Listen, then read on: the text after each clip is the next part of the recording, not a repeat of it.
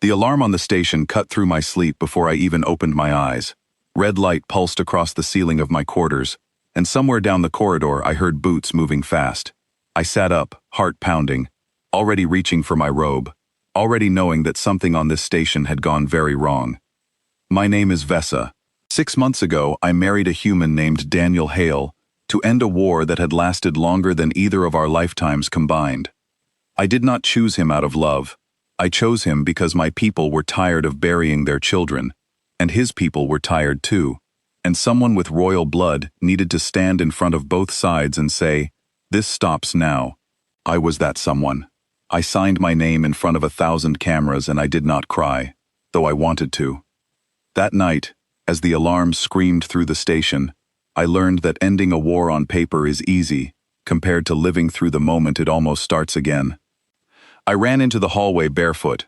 Officers from both my people and his were sprinting toward the command deck, faces tight with fear they were trying to hide. I grabbed the sleeve of a young woman I recognized, an engineer named Claire who had helped install the station's water systems. "What happened?" I asked her. "Someone took the lower deck," she said, breathless. "They have hostages. They're saying they want the treaty destroyed." My stomach dropped. The lower deck held the science labs, and at this hour, that meant the night shift was trapped there.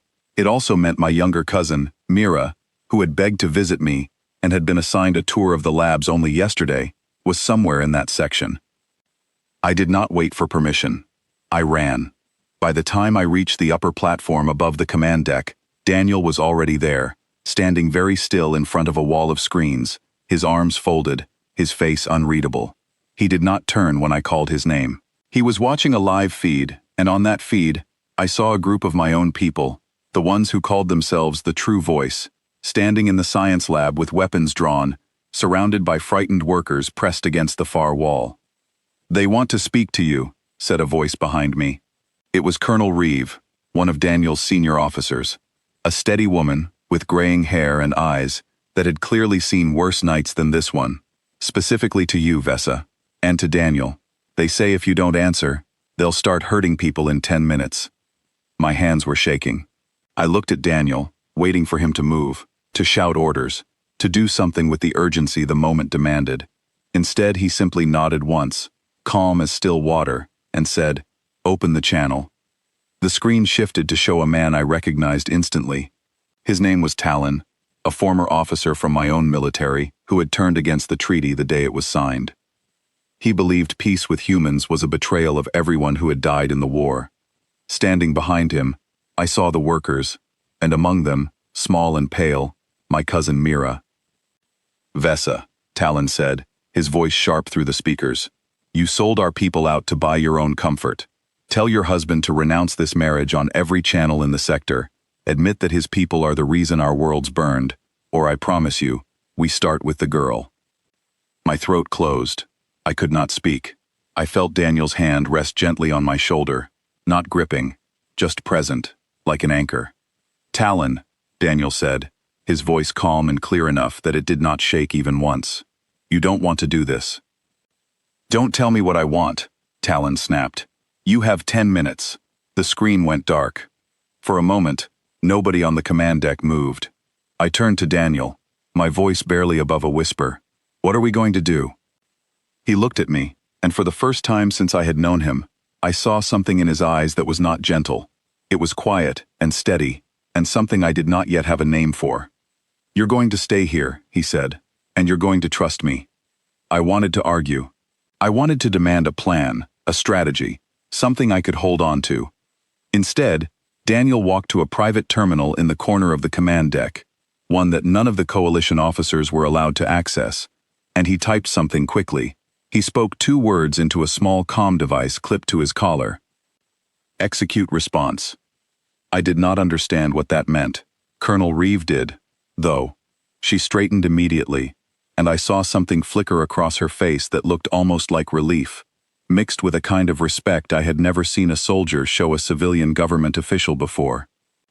"They're already moving," she said quietly, mostly to herself. "Who's moving?" I asked. Nobody answered me. 4 minutes passed in silence that felt like hours. I watched the feed from the lab, watched Talon pacing, watched Mira's small hands clutching another worker's sleeve.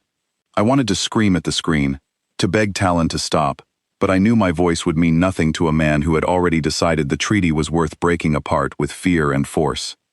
At the 6-minute mark, 3 shapes appeared on the station's outer hull sensors, moving with a precision that made the readings blur before they resolved.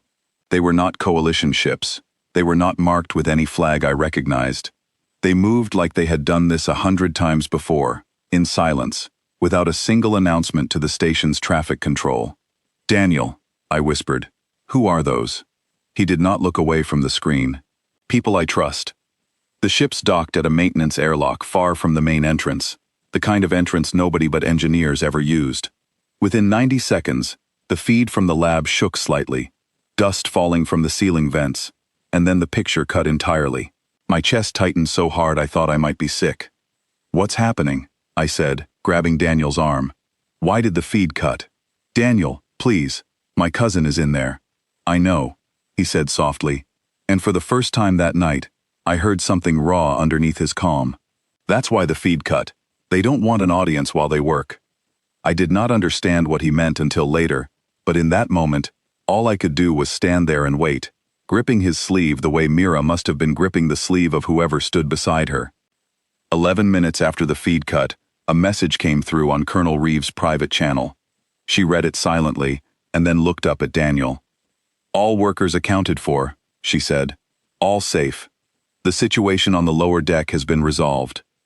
The room let out a breath I had not realized everyone was holding. My knees nearly buckled with relief, and Daniel caught my arm before I could stumble. "Mira?" I asked, my voice cracking. "She's fine," Reeves said, checking her screen again. "Frightened, but unharmed.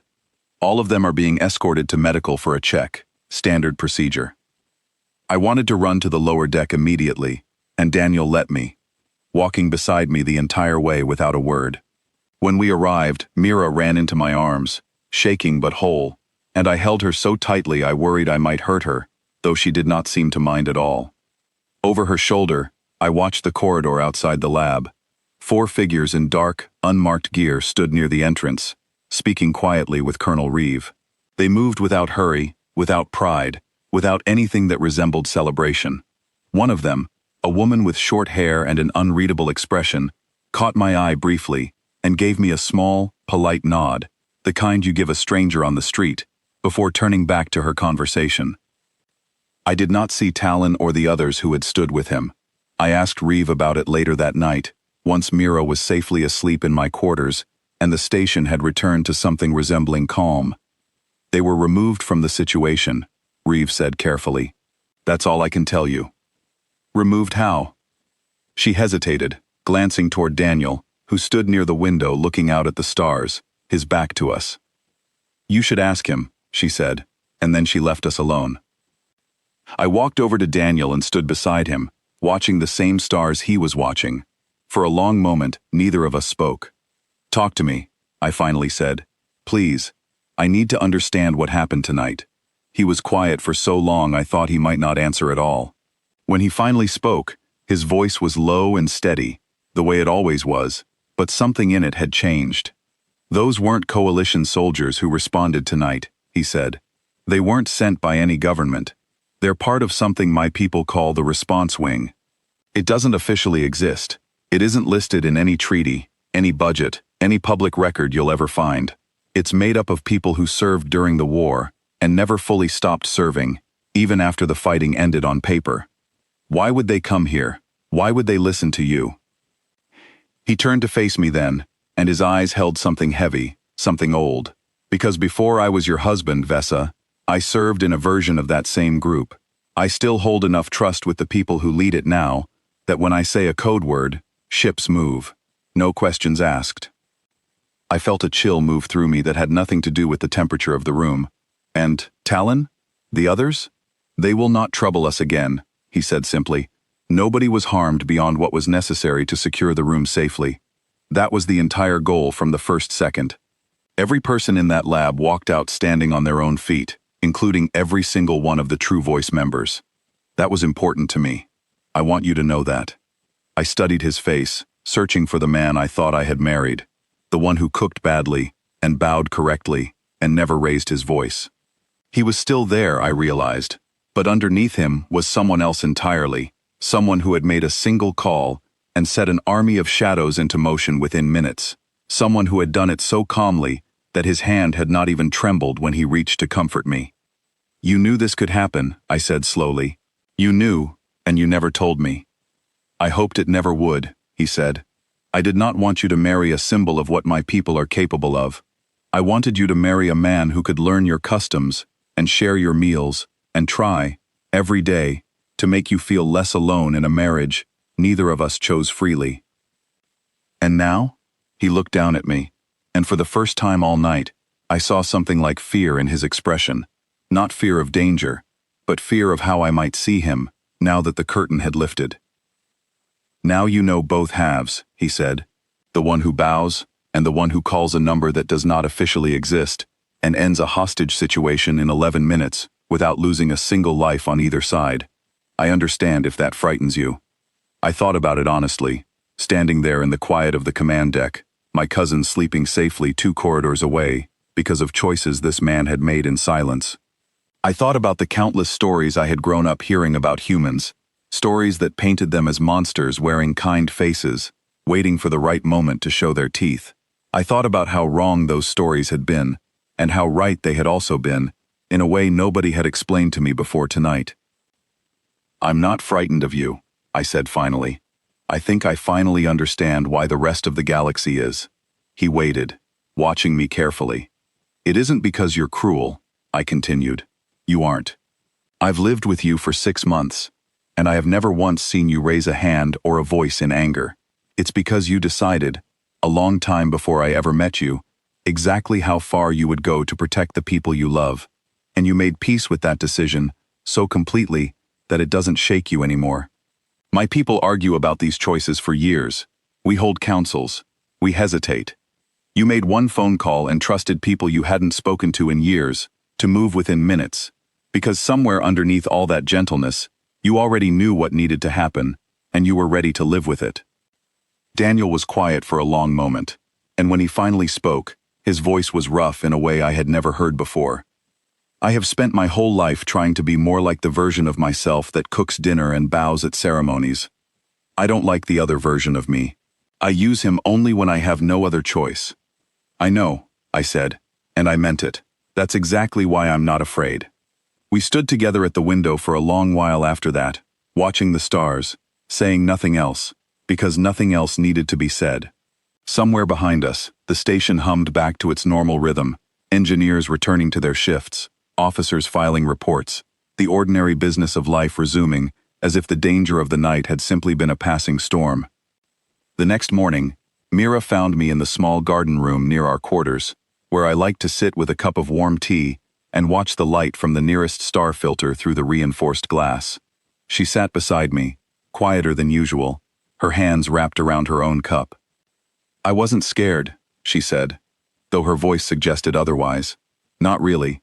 Not once the humans arrived." "Why not?" I asked gently. She thought about it for a moment, the way children do when they are trying to put something honest into words. "Because they didn't shout. They didn't threaten anyone. They just moved through the room, like they already knew exactly how it would end, and it made everyone else calm down too, even Talon's people, right up until the moment it was over." I thought about that for a long time after she left to find breakfast. I thought about the way Daniel had stood so still, while the countdown ticked toward danger, the way he had trusted people who did not need instructions beyond 2 spoken words, the way an entire room full of frightened people had found calm simply because someone walked in who already knew how the story would end. Over the following weeks, the story of what happened on the station spread quietly through both our peoples, though never in full detail. Officially, the record stated that a hostage situation had been resolved without casualties, and that the individuals responsible had been taken into custody for review under joint coalition and human law. Unofficially, whispers moved through both governments about the group that had responded, about how quickly they arrived, about how quietly they worked, about how they had vanished again, before any official record could even properly note their names.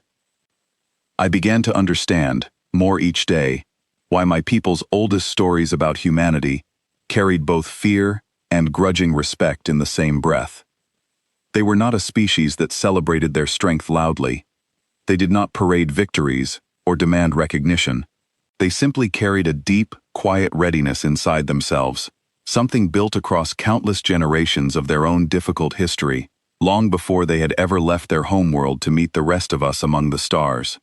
They had learned exactly how far they were willing to go to protect what mattered to them, and they had made peace with that number long ago, the same way you make peace with a scar that never fully fades but no longer aches every single day. Daniel and I grew closer after that night, not because of what he had done, but because of how he carried it afterward. He did not boast. He did not treat the moment as proof of anything. If anything, he seemed quieter in the days that followed, more thoughtful during our meals, more careful with his words, as if he were trying to prove to himself, more than to me, that the gentle version of him was still the truest one. One evening, several weeks later, as we sat together sharing a simple meal he had finally learned to cook properly, I asked him a question that had been sitting in my chest since that night. "Do you regret it?" I asked. "The call you made. The version of you that answered it." He considered the question carefully, the way he considered most things, and then shook his head slowly. "I regret that it was necessary," he said. "I do not regret that I was ready. If I had hesitated even a moment, your cousin might not be sitting 3 corridors away safely right now, laughing with the engineer who taught her how the water systems work. I would rather carry the weight of what I am capable of than the weight of what might have happened if I had chosen to be gentle. In the one moment, gentleness could not have saved her." I reached across the table and took his hand, and for a long while, neither of us said anything else. The war between our peoples had ended on paper the day I signed my name in blood in front of 1,000 cameras, hoping the symbol would be enough to hold 2 exhausted civilizations together. I understood now that peace had never truly rested on that signature alone. It rested on quiet people like Daniel, and the shadow allies he trusted without hesitation, choosing every single day to hold their strength in reserve, unless the moment demanded otherwise, and trusting that the moment would be rare enough to bear. I married a human to end a war I did not start and barely understood. I did not expect to fall in love with the man who cooked badly and bowed correctly at every ceremony my people demanded of him.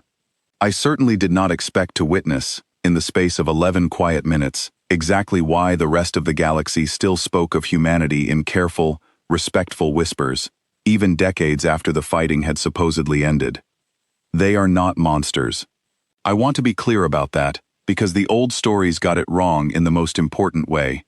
They are simply a people who decided, long ago, precisely how much they would carry to protect what they love, and who made their peace with that decision so thoroughly that it never shows on their faces until the exact moment it must. I am grateful, every single day, that Daniel decided I was someone worth that quiet, unshaken readiness. And I am equally grateful that I never gave him a reason to prove it twice.